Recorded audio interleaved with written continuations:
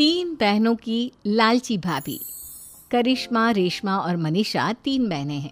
उनका एक भाई भी है, मयंक। मयंक अपनी बहनों को बहुत प्यार करता है, लेकिन मयंक की पत्नी सविता इस मामले में मयंक से बिल्कुल ही अलग है। वो अपनी ननदों का जितना बुरा कर सकती है उतना बुरा करती ही रहती है और अपनी ननदों पर हुक्म भी चलाती है।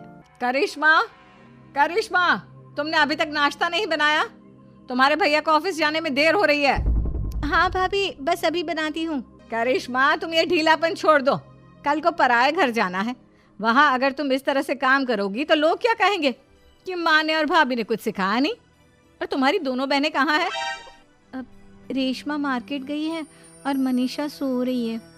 क्या? सुबह के 8 बज रहे हैं और ये महारानी अभी भी सो रही है?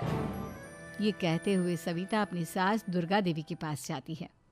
माँ जी, देख रही हो अपनी बेटियों के तौर तरीके? क्या हुआ बहू, सुबह सुबह क्या कर दिया मेरी बेटियों ने? अरे एक तो अभी अभी उठकर किचन में गई है, दूसरी सुबह सुबह बाहर चली गई और तीसरी अभी तक सो रही है। क्या करूं मैं इन तीनों का, मैं तो परेशान हो गई हूँ। जा जाकर उठा उसे और रेशमा से मैं बात करती हूँ। सविता सीधा मनीषा के कमरे में जाती है और उससे कहती है, महारानी जल्दी उठो, सूरज सर पर आ गया है। भाभी थोड़ी देर और सोने दो ना, मैं रात को लेट सोई थी। वो क्या है ना, यूनिट टेस्ट चल रहे हैं। शराफत से उठती है या नहीं, या फिर पानी की भरी बाल्टी डालूं तेरे ऊपर? नहीं नहीं भाभी, मुझे बिस्तर में नहीं नहाना, उठती हूँ मैं। मनीषा जल्दी से उठकर बाथरूम में चली जाती है। सभी आराम से बैठकर नाश्ता कर रहे होते कि तभी रेशमा बाजार से हाथ में सामान लिए आ जाती है। रेशमा को देखते ही सविता उस पर बरस पड़ती है। लो, आ गई महारानी। ऐसा भी क्या सामान लाना था जो सुबह आंख मलते ही बाजार की तरफ रवाना हो गई?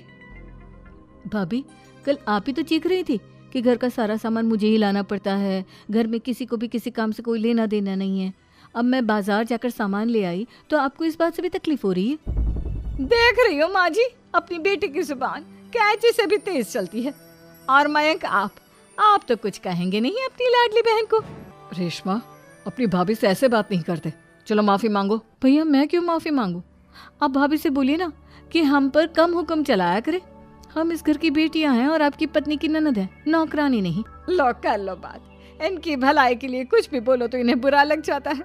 इस घर में यही इज्जत है मेरी। देख लो माँ जी, आपकी बेटी किस लहजे में मुझसे बात कर रही है। सविता वहां से चली जाती है।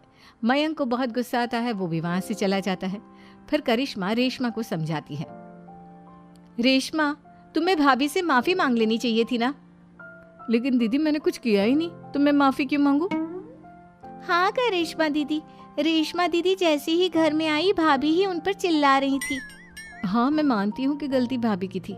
मैं तो इसलिए बोल रही हूँ कि भाभी ने माँ को तो पूरी तरह अपने वश में कर लिया है। वो हमारी बात सुनती ही नहीं। मयंक भैया हमारे लिए हमेशा खड़े रहते हैं, इसलिए उनकी बात का मान तो तुम्हें रखना चाहिए था ना। कोई फायदा नहीं दीदी, कुछ दिनों की बात और है, भाभी उन्हें भी हमारे खिलाफ भड़का देंगी।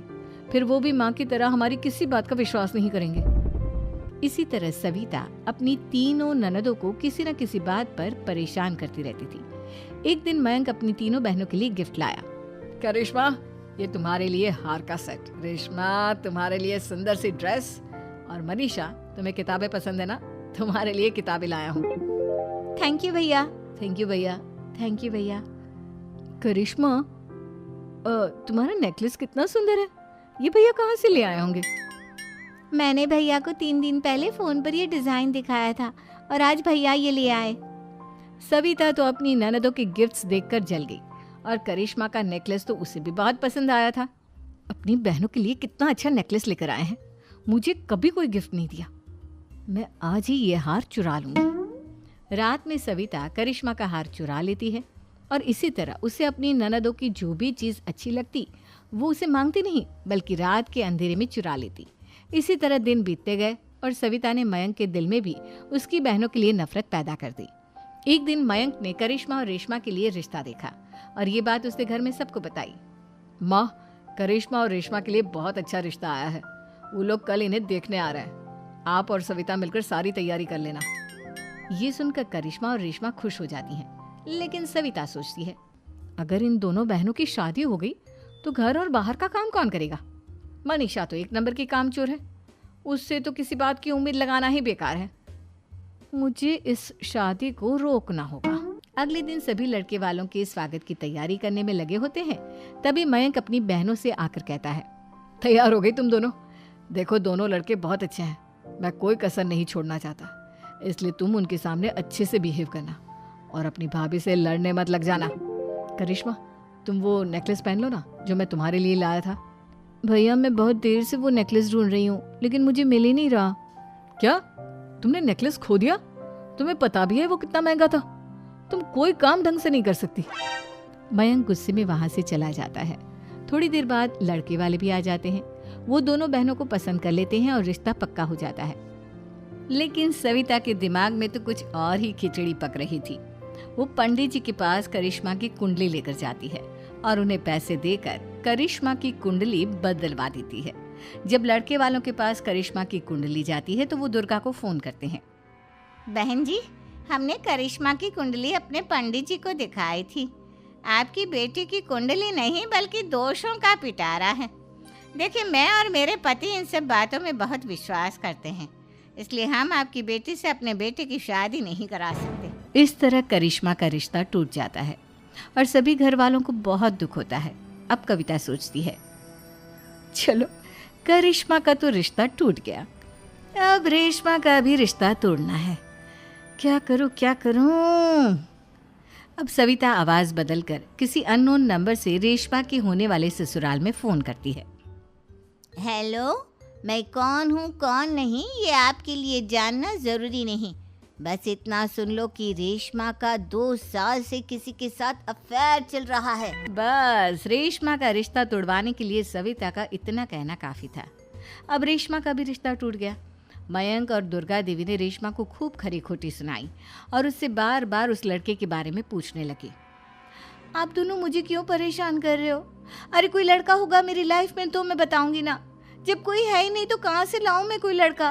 तो तेरे होने वाले ससुराल वालों को फोन किसने किया था? माँ, मैं नहीं जानती किसने फोन किया था, मैं सच कह रही हूँ। मैं तो पहले ही कह रही थी इसकी लगाम खींच कर रखो, लेकिन मेरी सुनता ही कौन है। आप चुप रहिए भाभी, ये सब आपका ही किया धरा है। अब तीनों बहनों को विश्वास हो जाता है कि ये सब उनकी भाभी ही कर रही है। तीनों बहनें अपनी भाभी को सबक सिखाने के लिए एक वकील कर लेती है और घर में हिस्सा मांगना। देखो भैया, माँ बाप की जायदाद में जितना बेटों का हक होता है उतना ही बेटियों का, इसलिए इस घर के 4 हिस्से होंगे और हमें अपना हिस्सा चाहिए। मैंने तुम्हारे लिए क्या क्या नहीं किया और तुम इस घर में हिस्सा मांग रही हो?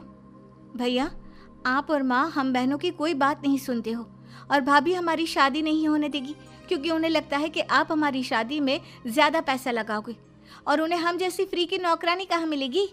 तो हम भाभी के साथ तो रह नहीं सकते, हम बहनों को अपना हिस्सा चाहिए। अरे तुम्हें शर्म आनी चाहिए अपने भाभी पर ऐसा इल्जाम लगाते हुए। वो तुम्हारे बारे में कितना सोचती है। हाँ माँ, भाभी हमारे बारे में बहुत सोचती है, दिन रात बस यही सोचती रहती है कि किस तरह से अपनी तीनों ननदों को परेशान करूं और कभी मुझे पढ़ने भी नहीं देती। दोनों बहनों का रिश्ता भी तो इन्होंने ही तोड़वाया है और रात में हमारे कमरे में आकर हमारी चीजें भी चुराती हैं। इसी तरह सविता की तीनों ननदें अपनी बात पर अड़ी रही। अब कोर्ट में तारीख भी शुरू हो गई। जब सविता को लगा कि उसकी तीनों ननद इतनी आसानी से नहीं मानने वाली, तो उसने अपने पति और सास को सारी सच्चाई बता दी और अपनी तीनों ननद से माफी मांगी। मयंक और दुर्गा को भी अपनी गलती का एहसास हो गया। अब सविता खुद करिश्मा और रेशमा के लिए अच्छा रिश्ता ढूंढती है और उनकी शादी करवाती है।